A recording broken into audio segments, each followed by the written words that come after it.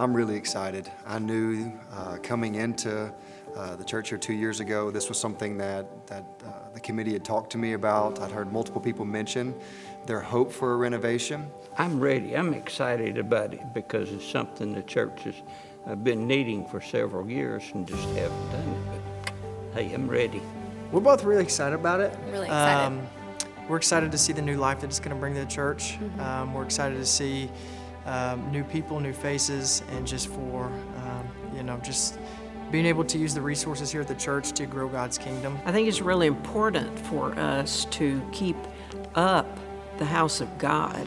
We need to do the best we can for God's house because He's given us a really good house when we get ready to go. So I think the least we can do is give Him a pretty nice looking one down here.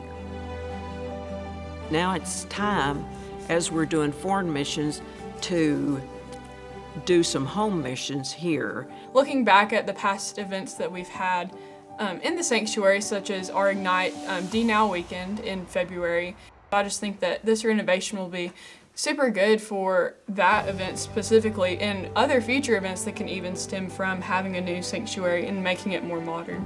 I think that wild change can kind of breed some hesitation and fear at times.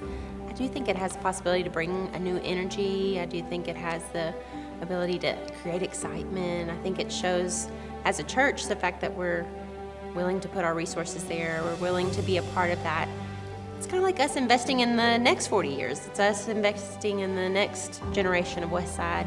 Some capital improvement will be a benefit for us in the long run, be able to attract more families into church. And especially for like us that have been here for a while, I feel like it'll just be like kind of like a new space. Having kids changes perspective a lot because knowing that there's going to be a place that's going to be able to give life to so many, just so many people, and just as generations come, seeing them grow up in this church, it'll just be really special and to be a small part of that bigger picture.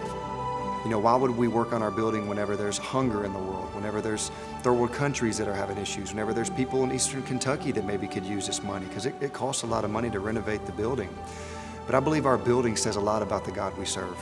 Whenever somebody walks into our building, it says something about us. It says whether we believe our best days are behind us or whether we're moving forward with the mission and vision of the church. As a college student in a new town, it's kind of hard to get plugged into a church. I had to look around a little bit. And so the moment that I came to Westside, I recognized that I had a place here. People poured into me. They made me feel intentional. They pursued me. And I know that as a college student, a reflection of that could be in the renovation of the church, to know that they are preparing a place for college students here, and that they want them here, and that they're willing to engage with them and make them feel very intentional and pursued. So the slogan, "Given for His Glory," comes from Isaiah 26:8. And the last part of that verse says, "Your name and your remembrance are the desire of our soul." Your name and your renown are what we long for.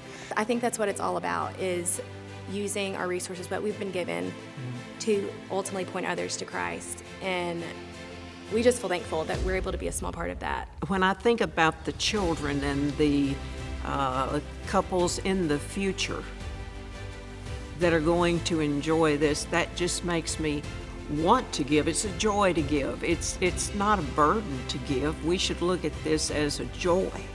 How do I look into my financial means? What does it look like to maybe sacrifice the car wash subscription or the coffee or whatever, and let that be the places that we deny self a little bit and give in light of building up a place where ministry's done? Everything's God's anyway, but He knows where our hearts are, in that when we give back to Him, it's an indication of our love for Him.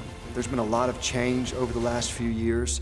This is probably the first thing that we've done since I've been here where all of us can rally around and unify the church doing this together, saying, hey, here's our mission, here's the tangible goals, this is how much it's going to cost, this is what we're looking to do.